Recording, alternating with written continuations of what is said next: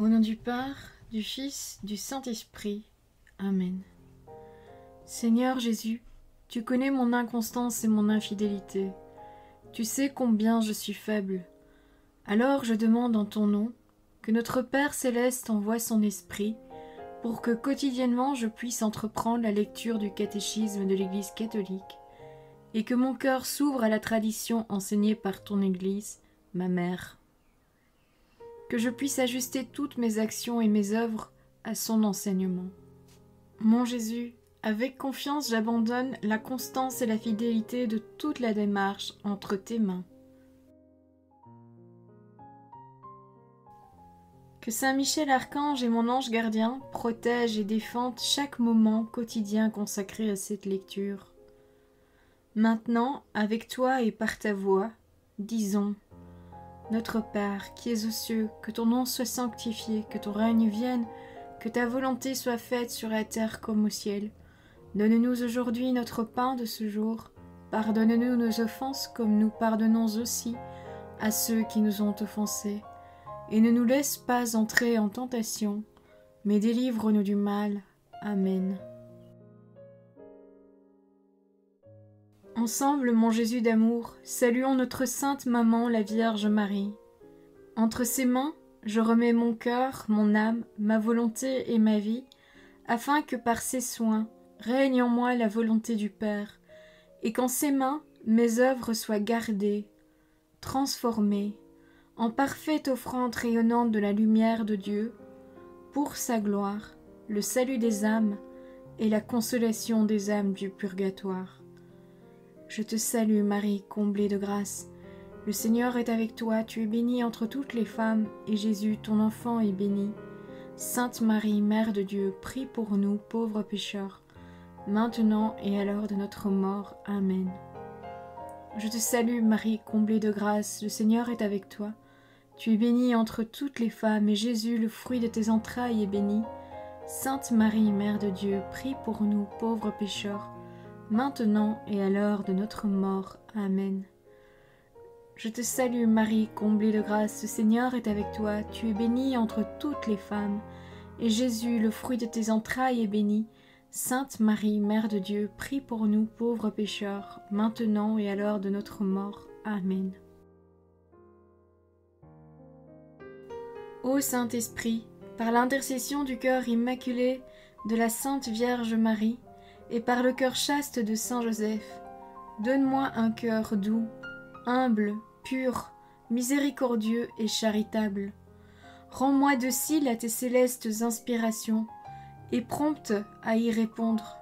Que mon cœur enflammé de ton amour soit en toutes ses œuvres dans la volonté du Père, œuvrant ainsi sous ton joug léger et joyeux. Père céleste, je fais ces demandes par les mérites, les œuvres et les souffrances de Jésus-Christ, ton Fils bien-aimé. En mon nom, au nom des âmes de ma famille, au nom des âmes de mes proches, au nom des âmes qui se sont recommandées à mes prières, au nom des âmes constituant ta Sainte Église, le pape, les cardinaux, les évêques, les prêtres, les religieux et religieuses, les laïcs, au nom des âmes qui ne te connaissent pas, des âmes des païens, des âmes des hérétiques, des âmes des apostats et des âmes froides. En tout temps, dans les siècles des siècles. Amen. Troisième point, les sacrements de la foi. Numéro 1122. Le Christ a envoyé ses apôtres afin que, en son nom, il proclame à toutes les nations la conversion en vue de la rémission des péchés.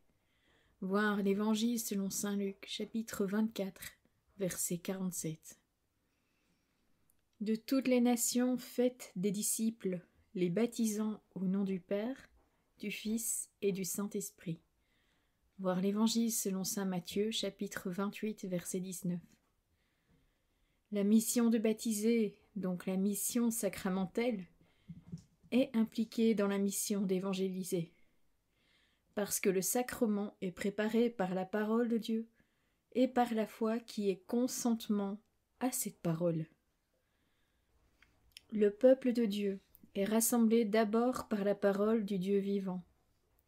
La proclamation de la parole est indispensable au ministère sacramentel, puisqu'il s'agit des sacrements de la foi et que celle-ci a besoin de la parole pour naître et se nourrir. Numéro 1123. Les sacrements ont pour fin de sanctifier les hommes, d'édifier le corps du Christ, enfin de rendre le culte à Dieu. Mais à titre de signe, ils ont aussi un rôle d'enseignement. Non seulement ils supposent la foi, mais encore par les paroles et par les choses, ils la nourrissent, ils la fortifient, ils l'expriment. C'est pourquoi ils sont dits sacrements de la foi. Numéro 1124.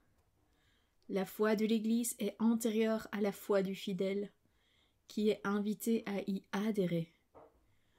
Quand l'Église célèbre les sacrements, elle confesse la foi des apôtres. De là l'adage ancien « lex orandi, lex credendi » ou « legem credendi, lex statuat supplicandi » selon Prosper d'Aquitaine, au Ve siècle. La loi de la prière est la loi de la foi. L'Église croit comme elle prie. La liturgie est un élément constituant de la sainte et vivante tradition. Numéro 1125. C'est pourquoi aucun rite sacramentel ne peut être modifié ou manipulé au gré du ministre ou de la communauté. Même l'autorité suprême dans l'Église ne peut changer la liturgie à son gré, mais seulement dans l'obéissance de la foi et dans le respect religieux du mystère de la liturgie. Numéro 1126. Par ailleurs, puisque les sacrements expriment et développent la communion de foi dans l'Église, la lex orandi est l'un des critères essentiels du dialogue qui cherche à restaurer l'unité des chrétiens. Quatrième point, les sacrements du salut. Numéro 1127. Célébrer dignement dans la foi. Les sacrements confèrent la grâce qu'ils signifient. Ils sont efficaces parce qu'en eux le Christ lui-même est à l'œuvre. C'est lui qui baptise, c'est lui qui agit dans ces sacrements afin de communiquer la grâce que le sacrement signifie. Le Père exauce toujours la prière de l'Église de son Fils qui, dans l'épiclèse de chaque sacrement, exprime sa foi en la puissance de l'Esprit. Comme le feu transforme en lui tout ce qu'il touche, l'Esprit Saint transforme en vie divine ce qui est soumis à sa puissance. Numéro 1128. C'est là le sens de l'affirmation de l'Église. Les sacrements agissent ex opere operato, littéralement, par le fait même que l'action est accomplie, c'est-à-dire en vertu de l'œuvre salvifique du Christ, accomplie une fois pour toutes. Il s'ensuit que le sacrement n'est pas réalisé par la justice de l'homme qui le donne ou le reçoit, mais par la puissance de Dieu.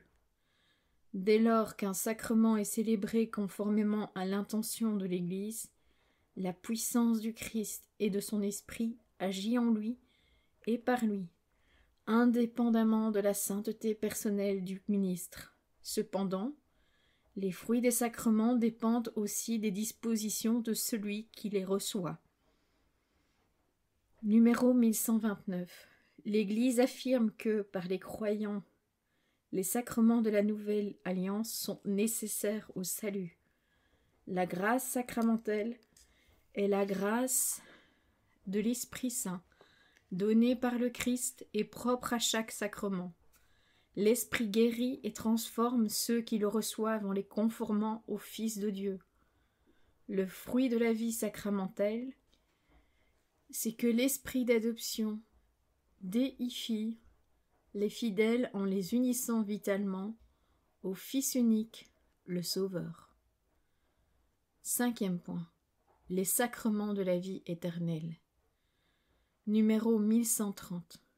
L'Église célèbre le mystère de son Seigneur, jusqu'à ce qu'il vienne, et que Dieu soit tout en tous. Première lettre aux Corinthiens, chapitre 11, verset 26. Première lettre aux Corinthiens, chapitre 15, verset 28. Dès l'âge apostolique, la liturgie est attirée vers son terme par le gémissement de l'Esprit dans l'Église. Maranatha, première lettre aux Corinthiens, chapitre 16, verset 22. La liturgie participe aussi au désir de Jésus. J'ai désiré, d'un grand désir, manger cette Pâque avec vous, jusqu'à ce qu'elle s'accomplisse dans le royaume de Dieu. Voir l'Évangile selon saint Luc, chapitre 22, les versets 15 et 16. Dans les sacrements du Christ, l'Église reçoit déjà les arts de son héritage. Elle participe déjà à la vie éternelle, tout en attendant la bienheureuse espérance et l'avènement de la gloire de notre Dieu et Sauveur, le Christ Jésus. Voir la lettre de Tite, chapitre 2, verset 13. L'Esprit et l'Épouse disent « Viens, viens Seigneur Jésus ».